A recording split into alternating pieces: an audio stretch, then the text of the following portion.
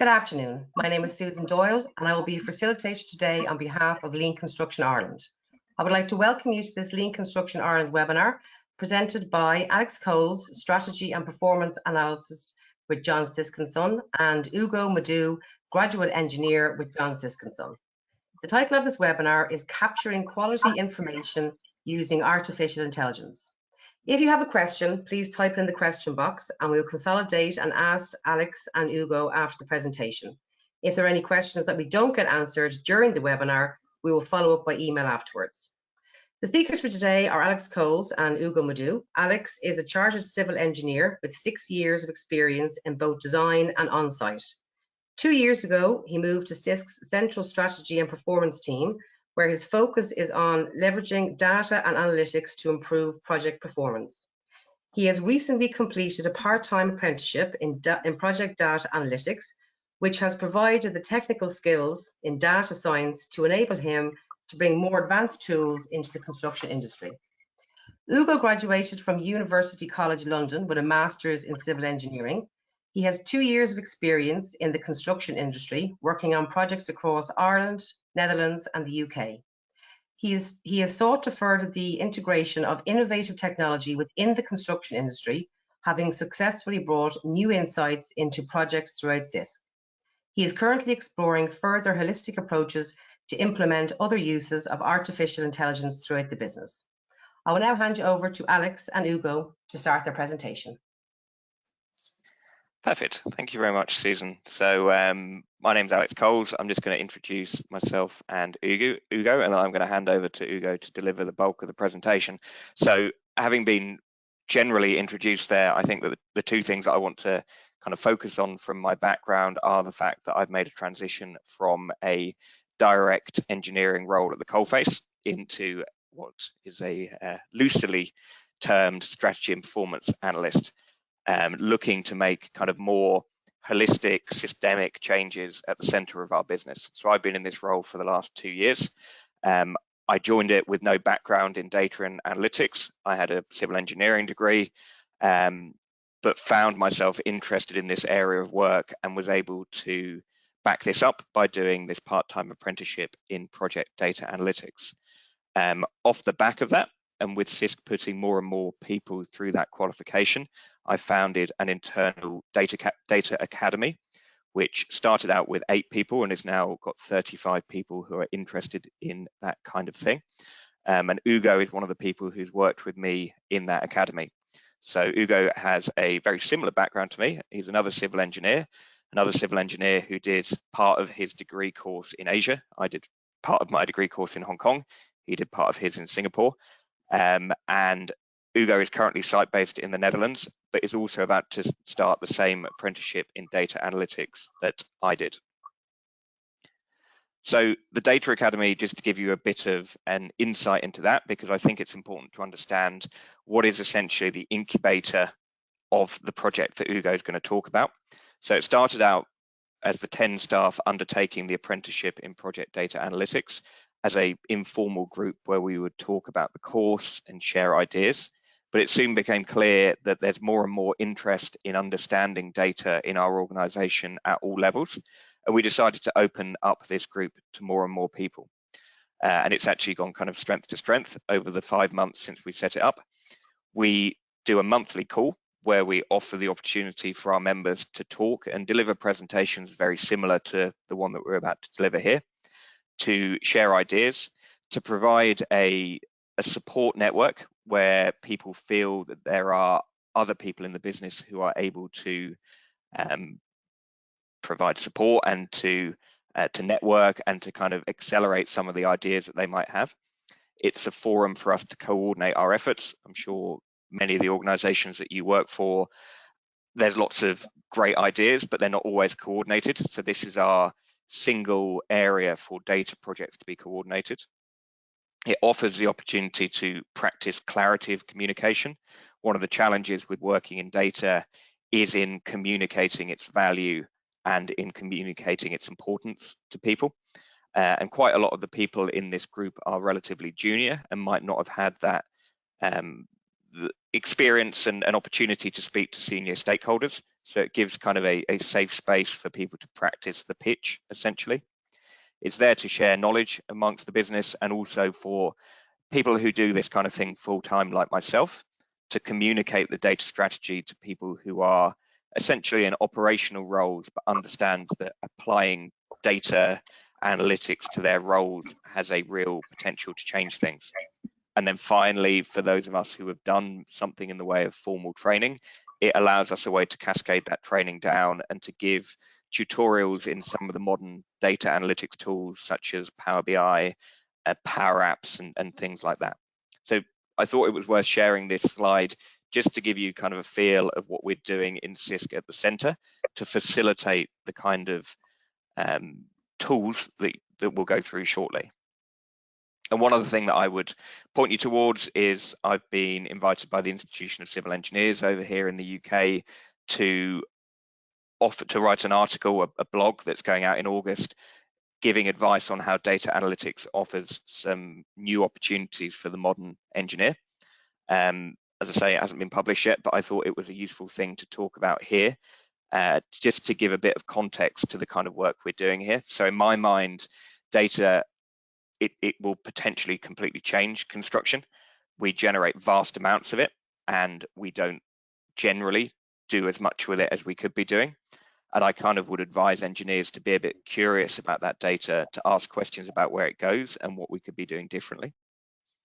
From my experience with data, there are tools available on the market now that a mere 5 years ago would have required specialist consultants to use. Now they are available under things like the Microsoft Suite, and people with not much in the way of training can get stuck in and have a go themselves. One thing that's very clear, the more and more I work on this, is a lot of the data analytics work will upend traditional hierarchies.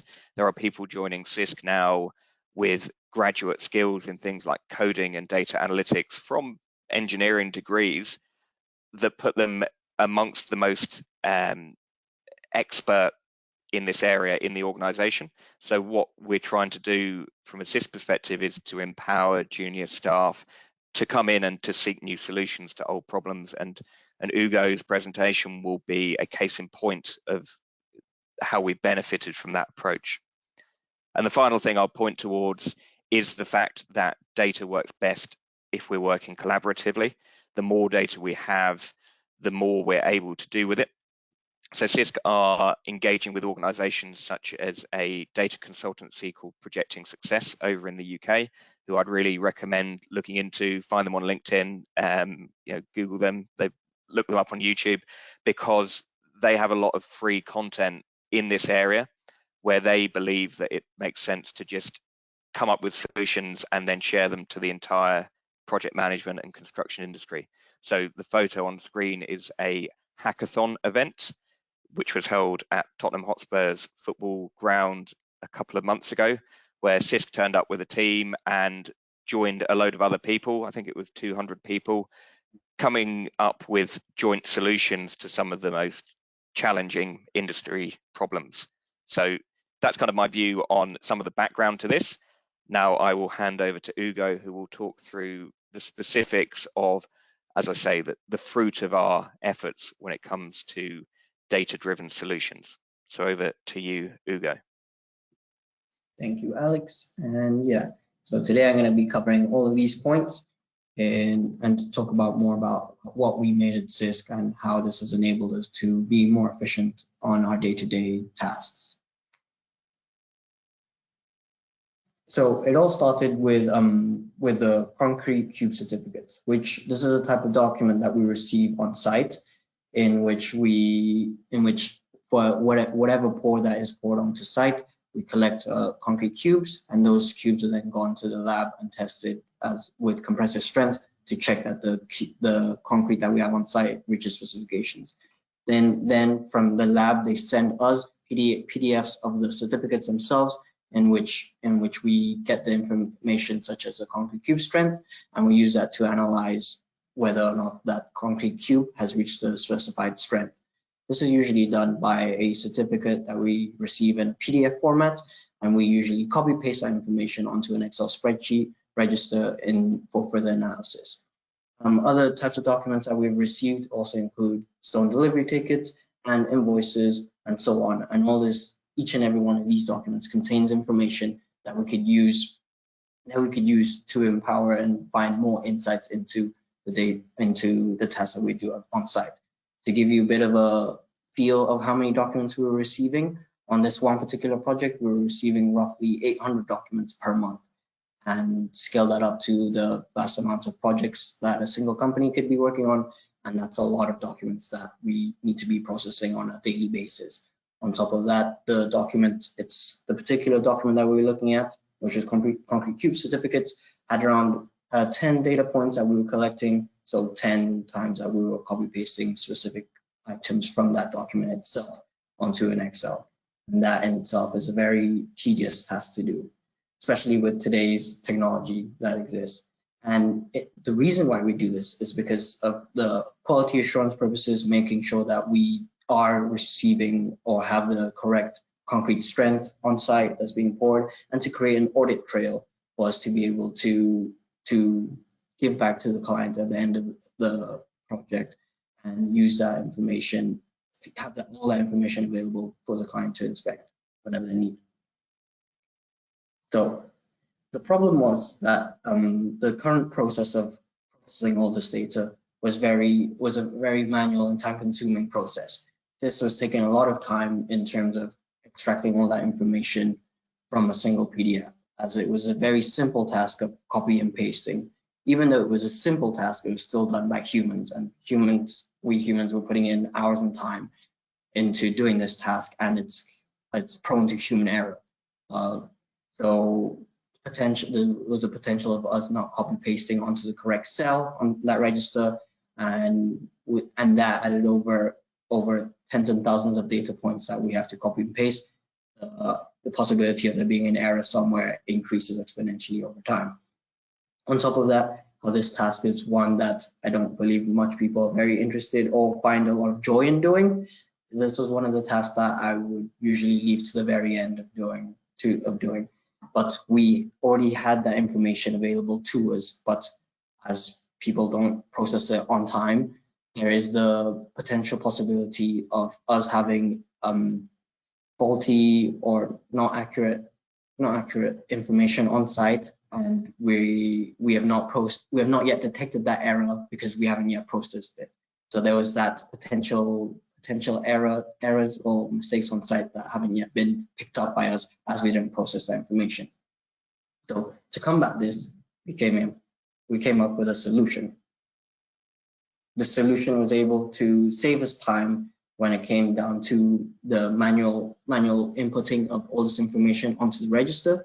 We're also able to increase the accuracy of all this inputted information on the register, and it has also opened new doors to potential value adds with the more data that we're capturing, and give us more of informed decisions from the data that we get, and have more data-driven decisions from all the extracted data.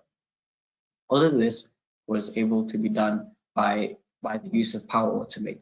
Power Automate is part of the Microsoft Power Platform, in which we're able to get all these documents, and which we received by email, and extract all the relevant information from each and every one of those documents. After that, we're able to validate that data and export it onto the required register that we needed it for. With all this information, we were able to use an AI model builder from this, and use it to train the AI model to understand where all these data points were found on the document itself. From there, we were able to connect it to a flow, also part of the Microsoft Power Platform, in which automates the whole process from the extraction of each and every data point to the inputting it on a new line on an Excel for us to be able to further analyze it down the line. And all of that was in the register, and it helped the end-to-end automation of the whole process, and there was less and less human inputted in the process of these documents. So this is an example of a document in which we used to train the model. So to train the model, we had to first assign some fields to it, and each and every field would be then labeled on the document itself and is able to understand where this field was found on the document itself. We have to train at least 5 documents, and once we have at least 5 documents trained and classified where each and every one of these data fields are found on the document itself, the AI model is able to train and learn from all of this information. And the next time we add a new document that hasn't yet been classified, it's able to pick up all the relevant information as the AI model knows how and where to find this information. And this was all what we've trained. So off of the back of that, we're able to find further functionalities using this application. Other functionalities came with the automated email attachment extraction, in which we're able to detect when a specific email from a specific recipient is received on our inbox, and it's able to detect and grab the attachment from that email and upload it onto a OneDrive document folder. Once there is a new instance of a new document being uploaded on that folder, the whole flow kicks in which is also able to extract the document, extract all the data points that we need, and add a new line onto our register continuously without there needing manual input from the human. So the whole process is therefore automated. Then there's also we have thought about further functionalities such as an unusual value alerts. So whenever the system detects that one of the values is higher than expected or doesn't reach the correct specification, it automatically alerts us so that we're able to act instantly once we receive a document with its compressive strength not yet reaching its desired value. So we're not waiting on someone to process it, but the whole system has could potentially be already automated to extract and alert us as soon as we receive the certificate itself. There's also further functionalities by linking this into other project data analytics, such as health and safety with safety observation reports, and it's less of a manual understanding what each and everyone has said in the safety observation report and extracting all that information and sending that to the higher ups to be able to understand and prevent these mistakes or safety observation reports happening before an issue happens on site. So be able to extract all that information before that happens. There's also improvements in quality in whether there is other bits of information or quality inspections that we have to carry out and extract all that process automatically. And even in terms of sustainability, where sometimes these documents itself contains a carbon footprint of the whole the journey that it took to reach on site, and we're able to potentially extract all that information and make a whole carbon capturing facilitated understanding of the process itself. And on top of that, we could potentially even have physical copies that we receive on site, and have them if digital copies of those documents don't exist, we could potentially even take pictures of that document and have another AI model understand where those specific data points that we can extract from that document itself being extracted and uploaded onto the register itself. So we could use that and for further functionalities in the future. Now, to compare the two different methods that we have right now, which has shown that there's been an increase in the time it takes to set up, but this is due to the copy pasting task not requiring any setup, as everyone should know how to copy paste. But whereas with the new method, we have to train a whole model with the data set. So there has been an increase in time. However, there's been a decrease in time in the input time per document. As for a document usually takes around 80 seconds to extract all the information, copy pasting onto the register. And now with the new method, as it's all automated, it takes less than a second once we receive the document to extract all that information and upload it onto the register. But I've also been able to increase accuracy as we have removed the human element of the whole process, so less prone to human error. And with the more data or data sets that we train the model with, the model is able to get even more accurate and capture the correct information with a higher accuracy. And with this single model, we're able to increase the scalability of it, as we can use that single model on any project that we have in our company, and as long as the same format is used for that of the type of document that we receive on any site. So there's a lot of potential of using this on any single project that uses the same document format. And finally, we have managed to reduce operational costs, as now once we set up the whole model, there isn't the need of there being a human copy pasting all that information, and an automated version is already doing the whole extraction process for us once we set it all up. So there isn't the need of there being an individual sitting behind the computer copy pasting all that information. Some of the risks that we found with using this application would be the potential failure of the AI model, and which could occur when there's a change in the form format, and it not being able to recognize where the information is found if there is a significant change in the document format. There's also been the possibility of it missing or incorrectly extracting data, as if there has been a change in the placement of that information. And to mitigate this, we should be adding adequate auditing processes for this document, and for it being processed within the system. So this is done by manually physically checking a sample of documents to make sure that the form format is still consistent throughout the whole project lifecycle. Another one would be the inefficient workflows, in which we should try to eliminate trying to make inefficient workflows more automated, so that they happen more frequently.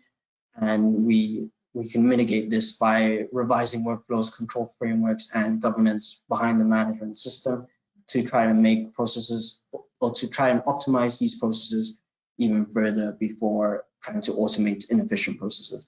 And finally, with the increased amount of data that we could potentially be capturing with this automated process, there is an increased threat of cybersecurity threat, as we could potentially be capturing even more data, and a lot of people would want to get their hands on the more data that we capture. So to combat this, we should be investing in more robust security systems and have more rigorous procedures in place to try and prevent this from happening.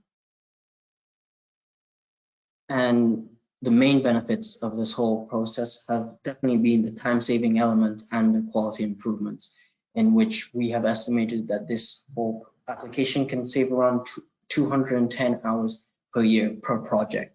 So this is really giving engineers back time to do more value-adding activities onto the project, and we're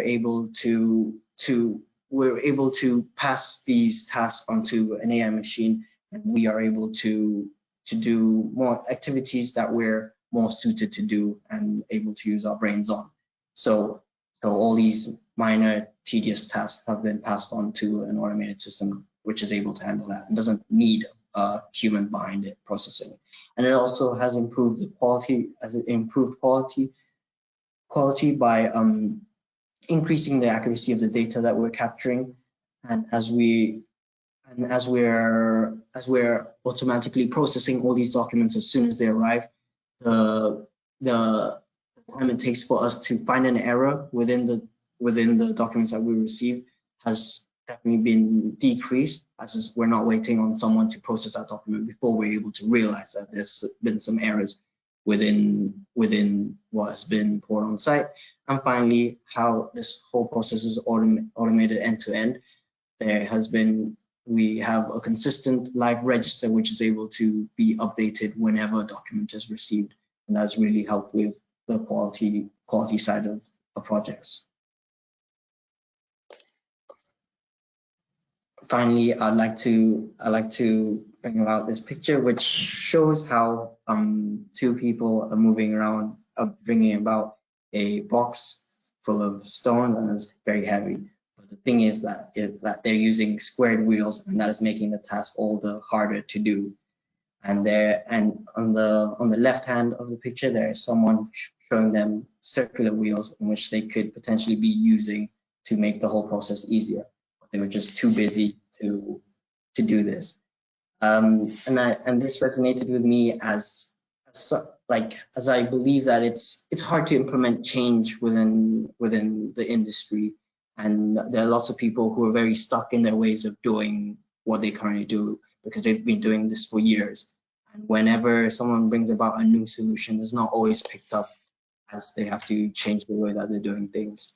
So I really want everyone to try and challenge the status quo and challenge the way that people think and the ways that we're doing things, and try to think outside the box on what we do on a day-to-day. Because I truly believe that with today's use of technology, we're able to make this industry, as it's lacking behind in terms of efficiency and productivity of the labor, and we're able to close the gap by being more efficient, by empowering everyone by using technology and new innovative ways of doing what we currently do. And with all of this new technology and implementing it into the construction industry, we're really able to bring about new changes to help solve global challenges throughout the world. So I'd like everyone after this talk to really think about whether there are inefficient processes that are currently being done at their work, and think about if there is potentially a different way of doing what they currently do on a day-to-day, and really try to challenge it, find a solution, and present it back to people with power within the company to try and make that change possible. So yeah, that brings me to the end of this talk, and we should be going on to the Q&As if there's any questions. Just before we start the Q&A, I thought I'd wrap up my end that just to reiterate with this, that Ugo is one of our graduates. I've introduced this, but take no credit for the actual work. And I think, well, I probably overuse Ugo as a case study these days on just how important it is to empower our graduates with new ideas. Ugo was faced with the typical graduate engineer's task of loading these hundreds and hundreds of documents into spreadsheets manually. I know that pain because 5 years ago it would have been me doing that. And I think it's a real credit to Ugo that rather than do the inefficient version, he went away and developed a more efficient version. And I think we're only scratching the surface on its potential. We've done this on a trial on one of our big projects in the UK. The beauty of big data and machine learning models is that the more data you plug in, the better your outputs become.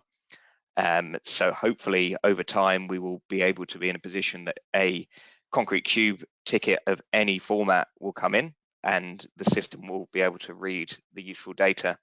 And we will expand this beyond concrete cube forms into, as Ugo says, delivery tickets, invoices, all this kind of thing, and even add in the ability to do things like capture the data by taking a photo of it.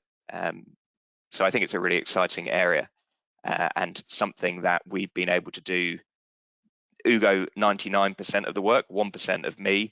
Neither of us have any background in data science really, and we've pretty much learned this from YouTube tutorials and being part of the data community that our apprentice qualification provides. Yeah, but so Sisk has provided me with like a good enough foundation or community to be able to back and forth all this with, and we have consultants within the company who are able to also guide us towards the right direction. And I've been receiving a lot of input from other people within the industry who are also able to, who see the value in this and really value the work I've done. So I'm really happy with how the company is taking all of this on board. Perfect. All right, thanks, Ugo. Now I guess over to the Q&A part. Great. I'd like to thank Alex and Ugo for a very insightful and extremely interesting presentation. As I said at the start, if you have a question, just pop it into the question box and we'll ask Alex and Ugo now in the Q&A.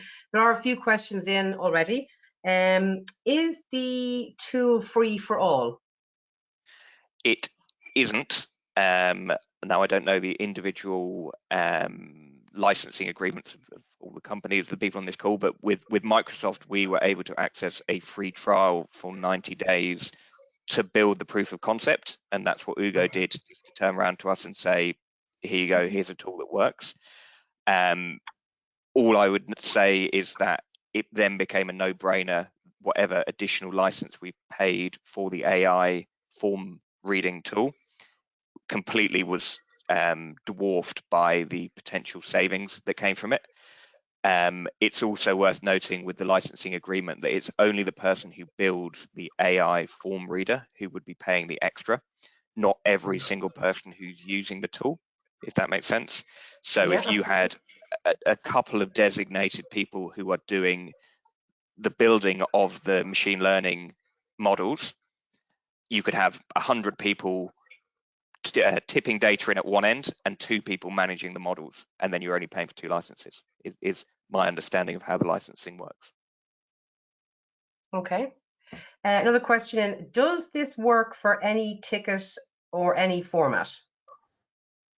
That is the $1 million question, and that's something we're exploring more and more.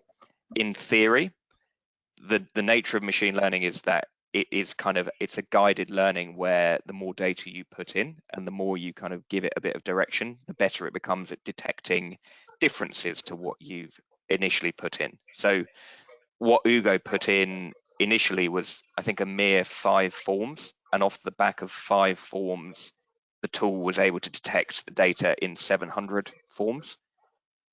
So obviously, even if you're training models for 700 forms with 5 forms, you've made a massive time saving. The plan would be that I reckon that if we took 10 or 15 different concrete cube tickets, because there will be a common theme to them, because there will be common kind of data fields, the model should be able to be trained fairly easily to be able to extract data from any form that looks like that. Okay, perfect. A few questions coming in now. Someone's just interested to know, did you use a value stream at the start, and have you a KPI in place for the new version? We haven't yet, because this was a very organic project that Ugo essentially did as a one-man band to start with, and turned around to his project team with kind of a fait accompli kind of thing. It is now off the back of that where, I think it's a no-brainer in terms of its potential benefit. It's now been handed over to Sisk's PMO to productionize this, and I think that's kind of the model that we're working on in Sisk, that I would, through my work, empower people to go off and do exploratory work, and then there will be kind of the big guns of the project managers and the genuine lean professionals who would then run with this and be able to develop the KPIs. But the KPIs, I mean, Ugo's development of the hours saved in itself, I think, is an interesting KPI. Absolutely, yeah. I would say that there probably is some interesting work to be done in terms of the quality improvements. It would be interesting to benchmark 500 manually inputted concrete cube tests versus 500 machine learning extracted ones, and to see which is more accurate. I know which one I'd put my mortgage on, but we haven't actually done that yet. Okay. Question for you, Ugo. What inspires you to create this model? What inspired me was just how inefficient the process was, and my first thought when I came out of uni and started doing this task was I didn't study 4 years so I could copy paste. So that was my first thought, and then here I was on site, and then the first thing they tell me to do is we're backlogged. We have a lot of these documents, and we need you to sit down and process these all of these. And there were people who just thought this was a normal task to do, and I was questioning whether or not people had thought about what type of work they were giving me. So at that point, I was like, there is no way that I want to do this task, or that anyone should be doing this task, as it's a waste of brain power for anyone. And so that's what started my journey on trying to figure out a way to get rid of this task because I didn't want to do it, and I assumed no one else wanted to do such a tedious task. And eventually, we reached this solution. Okay, brilliant. Another question in, one of the attendees, great case study, thank you. Just wondering approximately how long did it take to develop the new system? So there was another system that I was developing in between my final solution. And between that, I had an Excel. I was using Excel and Power Query to try to extract all the formulas. The accuracy of that wasn't as accurate as the current one that we have, and the one that I use intermediately, that took me maybe 2 months of development. But this is like after work of me trying to figure out a way of trying to do it, or in my spare time trying to see what I could do with the tools that are currently available. And then this new application, within a day or two, I was able to pick up the system with a couple of videos online. And it's really, I think Microsoft has done a really good job in lowering the entry barrier for anyone to be able to pick this up and start using it. And I was able to quickly get it done within 2 days, having a working prototype that was able to extract all the information I needed. So depends on like the whole process. Sure. I think that's a really good point, Ugo, that like I think most people will be astonished by how easy Microsoft has made this kind of thing. And that's not to kind of discredit Ugo's work, but it's extremely intuitive now. It doesn't need, it's this low code environment that Microsoft have developed where it's been designed for people who don't have kind of data science, coding backgrounds to be able to go in and logically develop things like flows. The fact that we're now talking about an end-to-end process where an email comes in and the process, it's processed completely within the system, and it will automatically generate an email to say one of your concrete tubes has failed. I would say that a couple of years ago, you would say that will be us going to an external software consultancy, whereas now it's a graduate who can watch some YouTube videos and work it out himself. And again, it's not to discredit Ugo's work, but it is very accessible now. Okay, brilliant. This question kind of comes from the last question. You kind of maybe answered a bit of it, but did you go down any rabbit holes in trying to get the final application that you needed? Yeah, it was definitely there was that Excel and Power Query, in which I was considering whether I should first showcase it to Alex first, as it was my first the first iteration of me trying to get rid of that task. But I didn't feel like it was ready yet, and I feel like there was still applications out there or uses of technology that could help me do that task even more efficiently than what I had come up with just by brute force. And it was it was just that first iteration that I was working on. It was very formula intensive, and the types of formulas that I came up with just to try to extract information from a single cell was getting crazier with the more documents that I fed it with, and just to catch each and every potential scenario that the relevant information is found, was just getting more and more crazy. So it worked in principle, but it wasn't. I don't feel like it could have been as scalable as the current product we have right now. Okay. I think that what's key with that is that where conventional ways of doing this kind of exercise, the more you try to scale it, the more complicated it gets. Again, the beauty of machine learning and that kind of thing is the bigger the scale, potentially the better the product, because it's able to process the data and to benefit from having a bigger data set. And that's, I think, what the real game changer is. It's worth noting as well on Ugo's kind of main solution, the genesis for that came from this kind of wider data community, this organization called Projecting Success, who hold these hackathons in the UK, the next one of which is next week. And there was a team at one of these hacks that was trying to solve a similar issue. They put all of the videos up on YouTube, and I knew that Ugo was doing this work, and I said, have a look at these videos and go down this rabbit hole. And that's how we ended up with this solution. Okay, interesting. Another question in, did you run into any issues with IT, for example, firewalls? No, I didn't, because it was all, we all have Microsoft, the Microsoft Office suite in the computers, so there wasn't really any new software that I was bringing into my computer that would have been blocked by IT. So there wasn't any of that, and since we all have Microsoft suite on the computer, we should be able to use any one of their tools, as long as your company has the license to use them. Sure. Okay, perfect.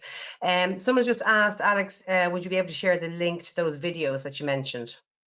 Yeah, I can. Do you want me to send that to you, Susan? Or if you send it to me, what I'll do is I'll email it out to all the attendees afterwards. Yeah, that'd be great. Perfect. If you type in projecting success into YouTube, you will find it. And they are the company that not only do these hacks, but are also gave me my apprenticeship in data analytics. And Ugo has just started last week in his qualification in data analytics. Okay, brilliant. Thank you. Okay, we have one more question. We've had lots now. How many dockets did you have to process to ensure it worked? With the AI model, it just needs at least 5 to start processing, and then with the more that you add, the more accurate it could the model could potentially be. But it's a minimum of 5. Okay. Okay. It was pretty accurate with 5, I would say. Yeah. So you got diminishing returns.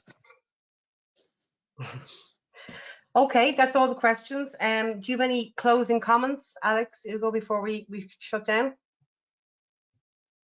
Nothing from me. I think we've covered everything. Thanks everybody for listening.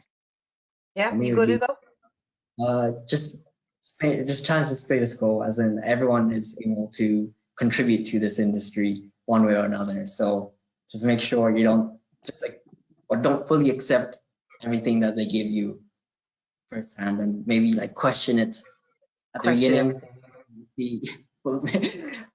Everything, but just sometimes it's worthwhile questioning why we're doing what we currently do, and through there it just builds up more of a reason why you should be doing stuff. So if you have a why in your head of why you're doing stuff, then I think you can bear any how. And that is a quote from Friedrich Nietzsche. So exactly. Brilliant. Okay, sincerest thanks again to Alex and Ugo for today's webinar presentation. Please note that a copy of this webinar will be sent out to everyone who attended. Information will be sent out shortly in relation to the next webinar that will take place on the 31st of August. The title of that webinar is Built to Innovate, Enterprise Ireland's New Mandate to Work with Domestic Residential Construction Companies. It will be presented by Ross O'Coleman, High Tech Construction and Housing Manager with Enterprise Ireland. For information on this and other webinars, the annual conference, the annual book of cases, and other LCI resources, please visit leanconstructionireland.ie and follow the Lean Construction Ireland LinkedIn group page. Finally, thank you to everyone who attended today, and we very much look forward to meeting you at future Lean Construction Ireland webinars. Have a lovely day. Thanks, Alex. Thanks, Ugo. You too. Thank you.